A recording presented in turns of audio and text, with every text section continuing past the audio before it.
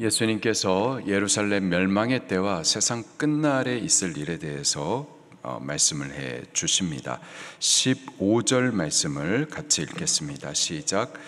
그러므로 너희가 선지자 다니엘이 말한 바 멸망에 가증한 것이 거룩한 곳에 선 것을 보거든 읽는 자는 깨달을진저. 예수님께서 예루살렘이 멸망할 것이다, 돌 위에 돌 하나가 남지 않게 그렇게 무너져 내릴 것이다, 그 말을 들었었을 때 제자들 가운데 적지 않은 충격이 있었었죠. 예수님, 이러한 일이 언제 있겠습니까? 그리고 주의 임하시는 날은 언제입니까? 말세의 세상 끝날의 징조는 뭡니까?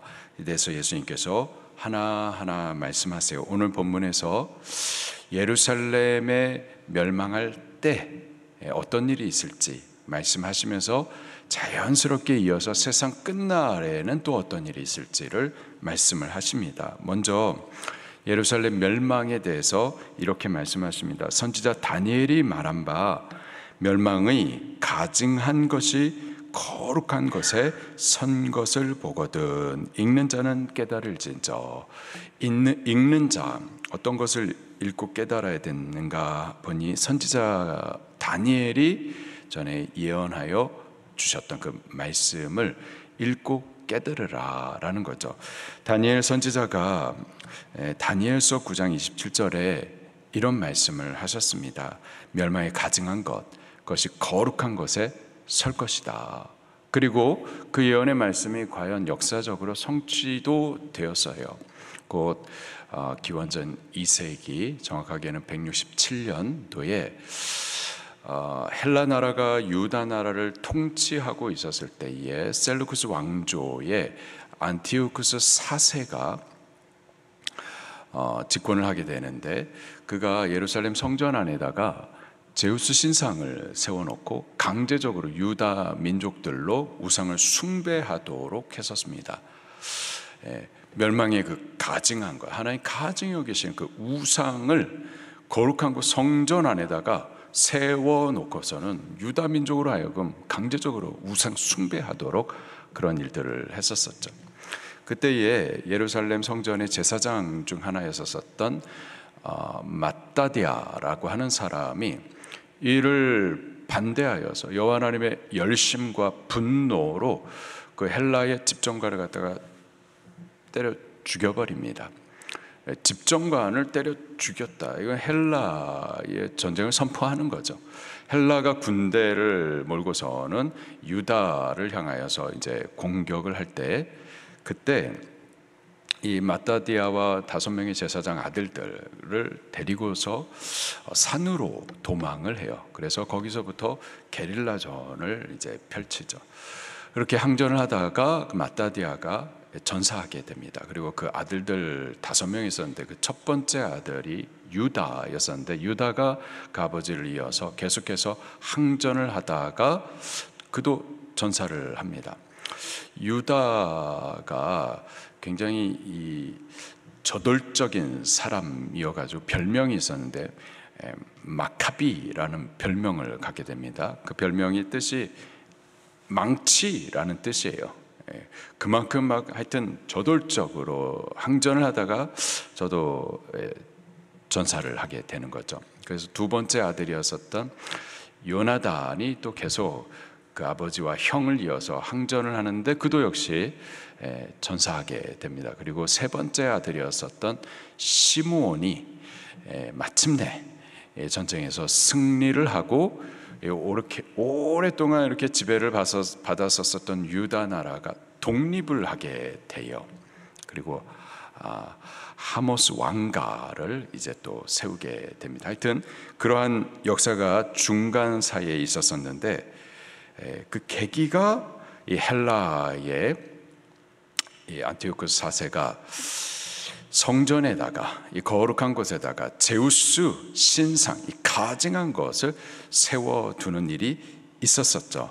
이러한 일들이 여기 예루살렘 안에 다시 또 반복하게 될 것이다. 다니엘 선지자가 말한 바 일이 성취된 것이 성취가 됐는데, 그게 역사 가운데 그냥 끝나는 것이 아니라 다시 반복될 것인데 이 예루살렘에 이러한 일들이 또 있을 것이다 라고 예수님께서 다시 예언서와 역사적인 성취를 근거로 해서 예루살렘이 이와 같이 멸망할 것이다 라고 말씀을 하시는 거죠. 16절에 그때 유대에 있는 자들은 산으로 도망할 것이요. 그리고 17절 지붕에 있는 자는 집 안에 있는 물건을 가지러 내려가지 말고 18절에 밭에 있는 자는 겉옷을 가지러 뒤로 돌이키지 말라.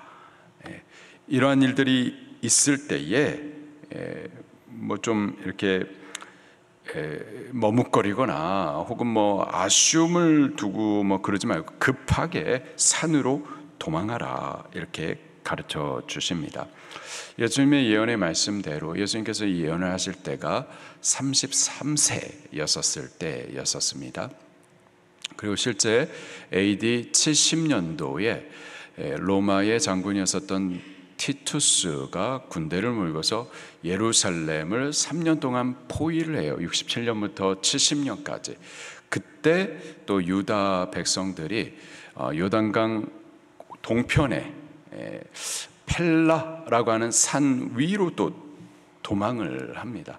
그렇게 3년 동안 그래서 항전을 하다가 결국 예루살렘이 무너지게 되어지죠. 그리고 예루살렘 성전 안에 또 이 로마의 신상을 또 그 안에다가 세우고 그렇게 우상 숭배한 이후에 그 다음에 또 예루살렘 성전을 불태워 가지고 무너뜨리는 이러한 일들이 과거의 안티오쿠 4세 때 그리고 또 티투스 장군에 의해서 다시 한번 반복하게 됩니다. 그리고 실제 그러한 일이 벌어졌었을 때 유다 사람들은 산으로 피신을 했었어요. 19절 말씀해 보니까는 예수님께서 이러한 경고를 말씀하십니다. 그날에 아이벤 자들 그리고 젖먹이는 자들에게는 화가 있을 것이다. 20절에 너희가 도망하는 일이 겨울이 되지 아니하도록 또는 안식일이 되지 아니하도록 기도하라.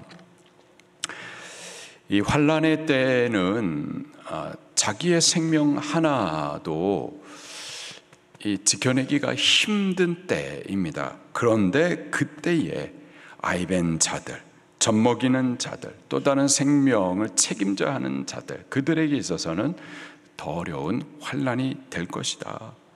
그리고 그러한 환난의 때가 겨울이 되지 않도록, 겨울은 추운 때죠. 환난이 있을 때에는 더 어려운 때가 되는 거죠. 안식일이 되지 않도록 또 기도하라. 유대인들은 안식일을 목숨처럼 지키는 자들인데 안식일에 다양한 규례들이 있었습니다. 안식일에 일하지 말라. 그러면 어디까지가 일이냐? 걷는 것 어디부터 뭐 하루 종일 걷는 거 이것도 일이니까는 일하지 말아야 되는데 그러면은 어디까지가 일 아니냐 했었을 때 2000 규빗 이상은 걷지 말아라. 약 1km입니다. 1km 이상은 걷지 말아라.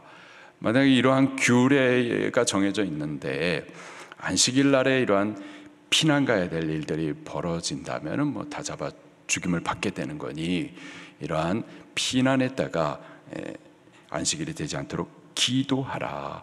이런 말씀을 하십니다. 그리고 자연스럽게 21절부터는 예루살렘 멸망과 더불어서 이어서 세상 끝날에 있을 이러한 환란을 예수님께서 이어서 또 말씀을 하십니다. 세상 끝날의 특징을 한 두 가지로 말씀해 주시는데 그날은 환란의 날이라는 거예요. 21절, 22절 말씀입니다. 시작. 이는 그때에 큰 환란이 있겠음이라. 창세로부터 지금까지 이런 환란이 없었고 후에도 없으리라. 그 날들을 감하지 아니하면 모든 육체가 구원을 얻지 못할 것이나 그러나 택하신 자들을 위하여 그 날들을 감하시리라. 아멘. 마지막 날에도 큰 환란이 있을 것이다.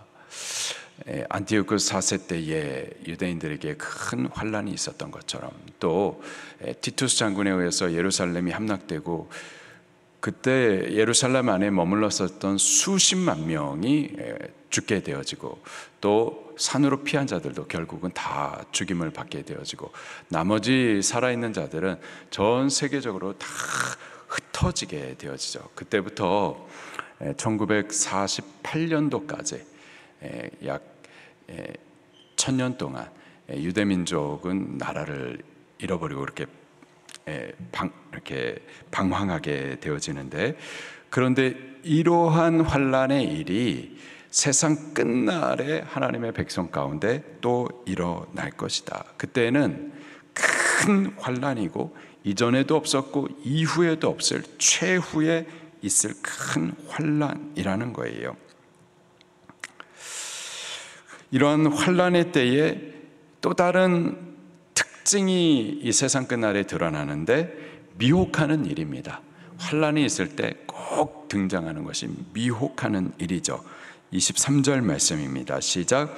그때의 사람이 너희에게 말하되 보라, 그리스도가 여기 있다 혹은 저기 있다 하여도 믿지 말라. 세상 끝날의 특징 가운데 하나가 재림 예수가 그렇게 등장을 할 거라는 거예요. 내가 그리스도다라는 이들이 일어나겠지만은 어떻게 하지 말라? 믿지 말라라는 거예요. 24절입니다. 시작.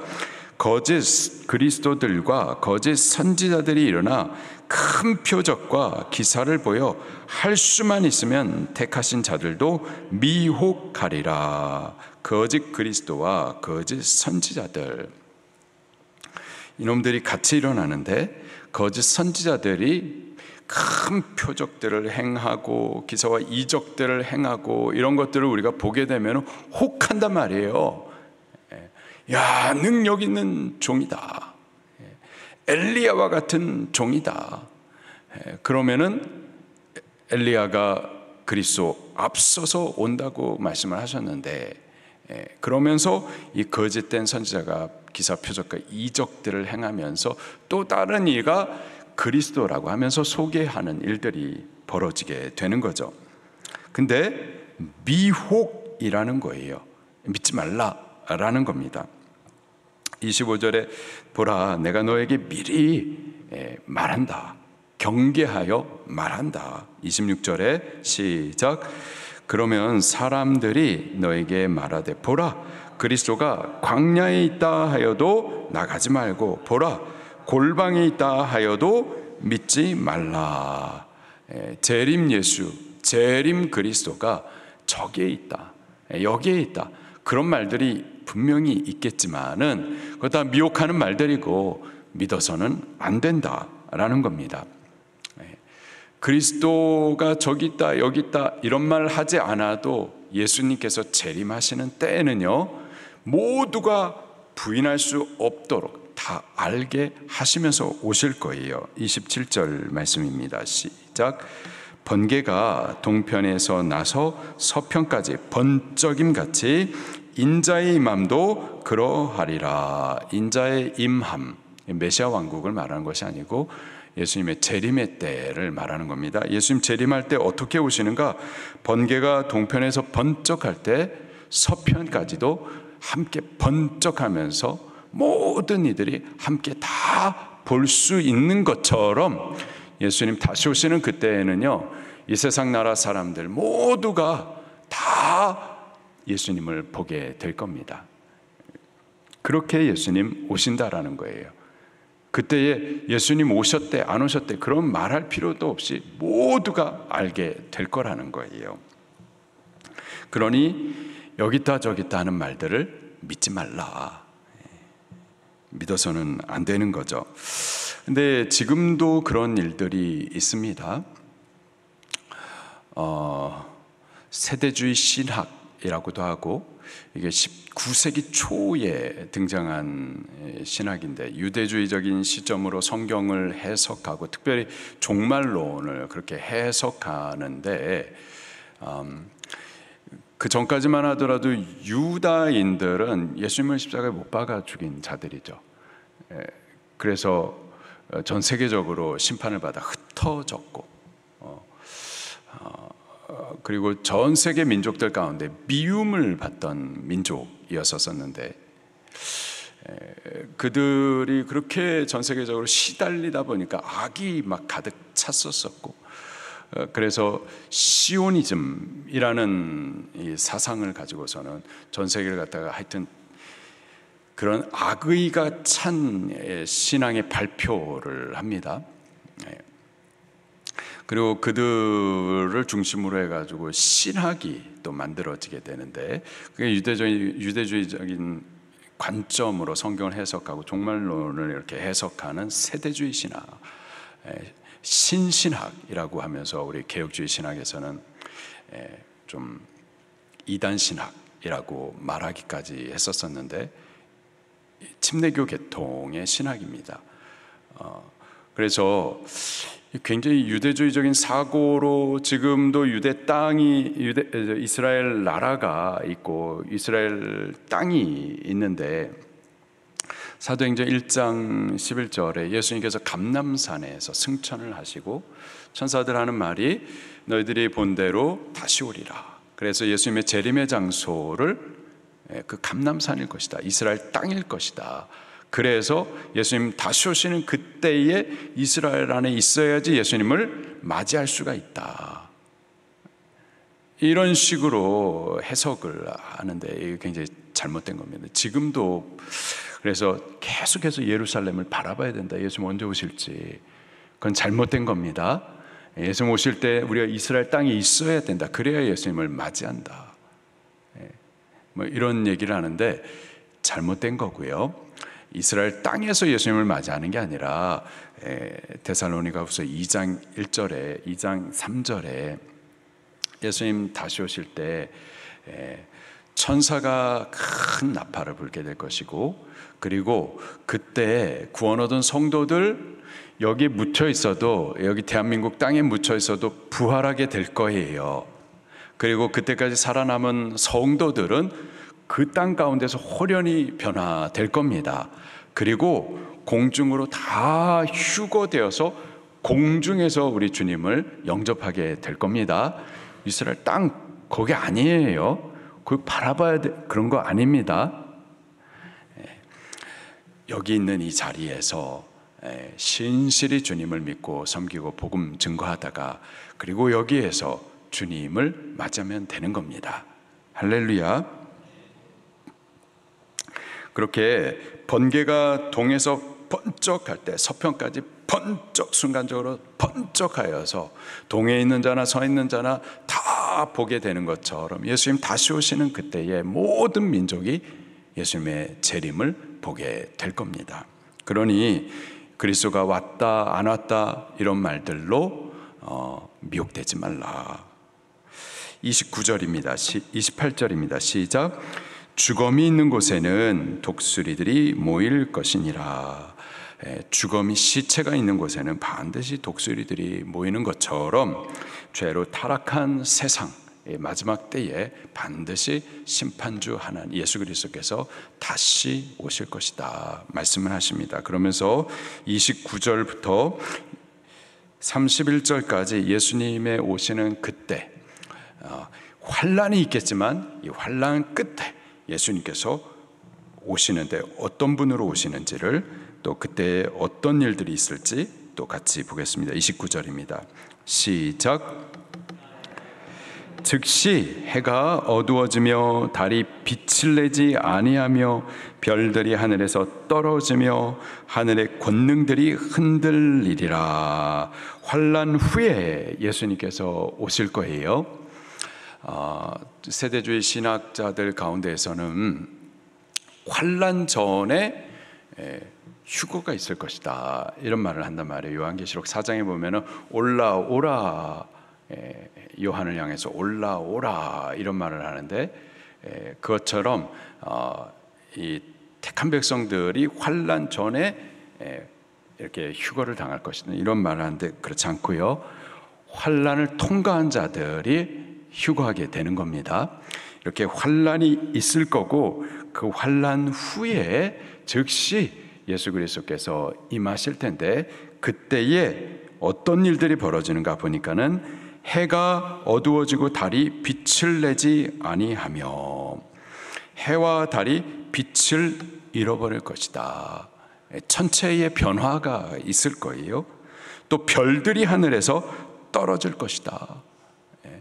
별들은 그냥 반짝반짝 거리는 것 같은데, 근데 막 떨어지고, 이러한 일들이 있을 겁니다. 그리고 하늘의 권능들이 흔들리리라. 전체의 질서들이, 그리고 자연의 법칙들이 다 무너져 내릴 것이다. 지금 우리가 땅 위에 이렇게 서 있잖아요. 네, 해와 달이 빛을 잃어버리고 막 하늘의 별들이 막 떨어지고, 그때에 지금 우리가 서 있는 이 땅이 그대로 있을까요? 이 땅도 막 무너져 내리고 굉장히 참 두려운 일이 될 겁니다. 하여튼 그 환난 이후에 예수님이 오시는 바로 그때는 한마디로 말해서 크고 두려운 날일 거예요. 크고 두려운 날, 그때 30절에 보니까 인자의 징조가, 다시 오실 그 징조가 하늘에서 보이겠고, 그때 땅의 모든 족속들이 어떻게 할 것이다? 통곡할 것이다. 땅의 모든 족속들, 역사 이래 모든 예수님을 믿지 않았었던 사람들, 이미 죽어 있었던 이들, 살아 있었던 이들, 그들 가운데 예수님을 거부했었던 모든 자들이 통곡하게 될 것이다. 그들이 인자가 구름을 타고 능력과 큰 영광으로 오는 것을 어떻게 되리라? 보리라. 보게 될 거예요. 야, 예수님이 진짜였었구나. 이렇게 기독교인들이 새벽을 깨워가지고 예배하고 다시 오실 예수님을 준비해야 된다, 깨어서 기도해야 된다, 그런 말들이 진짜였구나 하면서 통곡하게 될 것이다 라는 거예요. 저들이 왜 통곡하느냐? 이런 능력과 영광 가운데 다시 오시는 예수님이 그들에게 있어서는 심판의 주님으로 오시기 때문입니다. 심판의 주님으로 오시기 때문에 저들이 통곡하게 될 것이다 라는 거예요. 반대로 예수님을 믿는 자들에게 다시 오시는 예수님은 어떤 분이실까요? 31절 말씀입니다. 시작. 그가 큰 나팔 소리와 함께 천사들을 보내리니 그들이 그의 택하신 자들을 하늘 이 끝에서 저 끝까지 사방에서 모으리라. 아멘. 큰 나팔 소리와 함께 당신의 천사들을 보낼 것이다. 그래서 그 천사들이 그의 택하신 자들, 환난이 있었지만 믿음을 끝까지 지킨 이들, 그들을 하늘 이 끝에서부터 저 끝까지, 이스라엘 땅 위에서도, 그리고 여기 반대쪽에 있는 여기 한국 땅 안에서도 믿음을 지켰었던 모든 이들을 갖다가 사방에서 다 모아서 하늘로 다 휴거시켜서 거기서 주 예수 그리스도를 영접하게 할 것이다 라는 겁니다. 마지막 때 큰 환난이 있고 또 미혹도 있을 거예요. 그러나 믿음을 끝까지 지키는 자들, 그들을 위하여서 예수님께서는 마침내 다시 오셔가지고 큰 위로와 또 주 영광에 참여케 해 주실 줄로 믿습니다. 마지막 때 환난이 있을 것이다 분명히 말씀을 하십니다. 그러나 우리는 두려워하지는 마십시다. 큰 환난, 이전에도 없고 이후에도 없을 최후 큰 환난이 있을 건데, 이 환난은 끝에 예수님께서 이런 말씀도 함께 하십니다. 22절 말씀에 보니까는요, 그 날들을 감하지 아니하면, 마지막에 있을 큰 환난의 날을 감하지 아니하면 모든 육체가 구원을 얻지 못할 것이나, 그러나 누구를 위하여?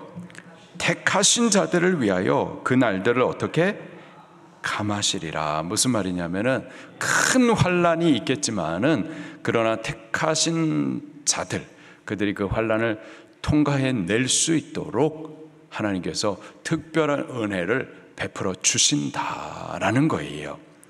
환난이 있겠지만 그러나 그 환난 가운데에서 지키시고 보호하신 하나님의 은혜도 함께 있는 거예요. 때문에 우리가 안전하게 보호를 받을 수가 있고 또 이 환난을 능히 감당할 수도 있게 되는 겁니다. 우리가 감당하는 것이 아니라 우리로서는 감당할 수 없지만 하나님께서 은혜를 베풀어 주실 것이기 때문에 우리는 두려워할 것이 아니라 이런 두려운 날에도 우리는 보호를 받을 것이다 라는 믿음과 담대함을 가져야만 하는 겁니다. 아멘. 그리고 미혹이 있는데, 미혹이 있겠지만은 우리는 진리를 붙들고서 지금부터 진리 위에 바로 서서 지금부터 진리로 세상을 분별하여서 그 미혹의 날에도 견고히 설 수 있도록 그렇게 하도록 하십시다. 그리고 예수님 반드시 다시 오신다 말씀하시니 여러 가지 시험과 환난, 미혹이 있지만 끝까지 믿음을 지키는 자들이 될 수 있기를 예수님 이름으로 축원합니다. 마지막 때 이런 일이 있을 것이다.